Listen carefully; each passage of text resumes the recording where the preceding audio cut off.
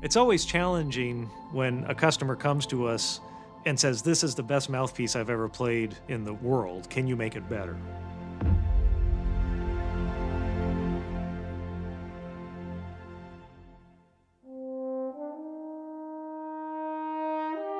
My teacher, Vince DeRosa, always told me that the French horn is the tenor of the orchestra.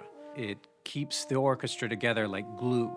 So the horn is really one of those versatile instruments that just makes everything sound better. Dylan Hart is one of the most prolific French horn players in LA, performing on the biggest blockbuster soundtracks for film, recording on albums for the biggest artists around the world. What makes Dylan such a great horn player is his consistency and his versatility. He can kind of sew this beautiful, delicate melody and then push the wall back 6 feet with his sound and brilliance. I was very, very fortunate in terms of my education.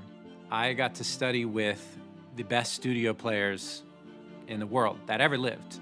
And they taught me things that I don't think I would have been able to learn otherwise, because the studio really requires a level of concentration and relaxation and efficiency that is hard to find in other places. Dylan shows up day after day, not knowing what he's going to play, but being able to deliver the results that the composers are looking for. That's clearly what makes him a top call player in LA, because those are the kinds of skills you need to be a studio session player.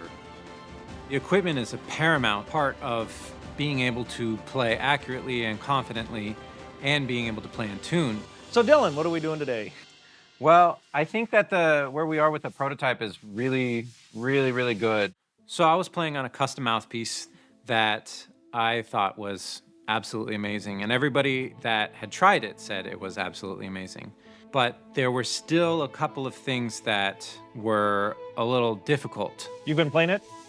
Yeah, and it's been giving me really good results so far. I think that what we did with the shank and shaving down the shank so that it fit perfectly in the receiver made really the world of difference. If you don't have quality equipment, then you end up having to do a lot of manipulation. If the musician's focus is on a sticking valve, or is on the mouthpiece not sitting just right, or the resistance of the horn not feeling natural to how the player wants to play, their focus shifts, and then all bets are off. It builds on top of each other, then you start not trusting that you're going to be able to play a note, then you start missing notes, and it just kind of snowballs from there. The issue that I was having before was that a little bit in the middle register and the low register, there would be slight inconsistencies in the timbre as I was going down, and so I really wanted to figure out something that would be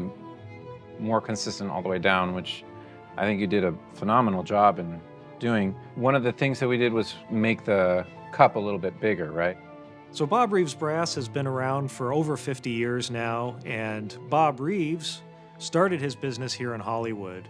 A lot of studio players have used our equipment, and so we have a special sensitivity for the demands of the studio musician.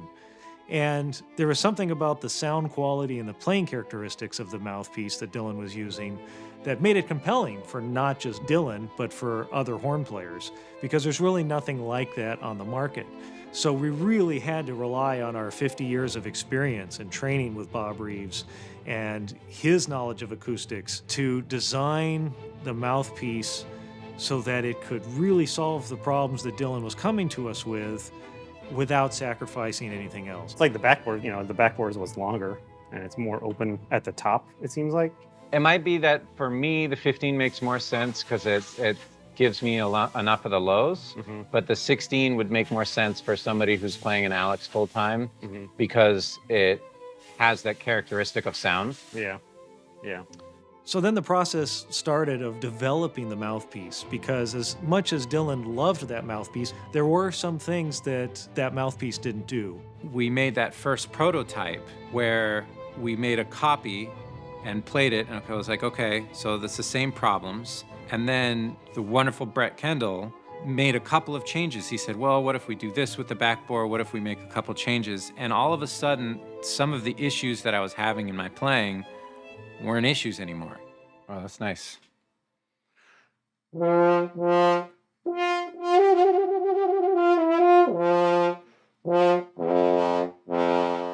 Oh, yeah, that's way better. Yeah, a lot more even. Yeah. So developing this mouthpiece so that the upper register and the lower register had the same feeling of resistance and had the same timbre of sound, as well as improving articulations. That was really a huge goal of this mouthpiece, was to fix that, as well as not have that change the intonation in the upper register. We did several different iterations of the mouthpiece, and Brett would listen to me, and then he would shave a little bit off, and he'd say, play this, and then he's tweaking a little bit here, taking a little bit off there. It was just a really magical experience once we really found the one that just popped, and we all just went, oh, this is it. I feel like I can do just about anything I need, at least that's been asked of me so far in the studios in terms of style, which I think is a really, really huge benefit. The end result is the DH1 model, which plays in tune across all registers, has an even sound that's versatile, that's easy to shade and manipulate, and the articulation and the comfortable feel that any mouthpiece must have.